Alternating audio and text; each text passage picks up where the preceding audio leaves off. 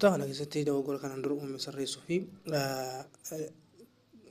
query design keessatti erga optionii kana finnee booda as keessatti SQL view update gochuudhaa fi command keenya kanaan dura qabnu sun barreessina. As keessatti dogoggora kanaan dura uumame parametric value error inni uumame kanaafuu isa sirreessuuf kana maaltu uumame student ID jennee barreessine turre. Sammuu student ID row 2 irratti kan jiru lakkoofsa lama eega barreessine booda set age irratti immoo 30 gara 25 jiru lakkoofsa barbaanne erga sirreessine booda run jenna. Run jennu amma gara record seene jira jechuudha. So option kun dhufa yes jenna ergasii booda update ta'ee jira. Automatically update ta'ee jira waan save gochuu barbaadda jedha. Erga yaa save gochuu barbaada. Ergasii query kana maal jettee save gochuu barbaadda jedha isa gaafata.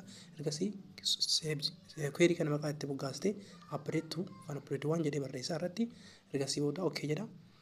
Ergasii sirraa'ee jira jechuudha. Kunoo 25 sirraa'ee jira jechuudha row 2 irratti. Haala kanaan record keenya update gochuun ni danda'ama. Galatoomaa.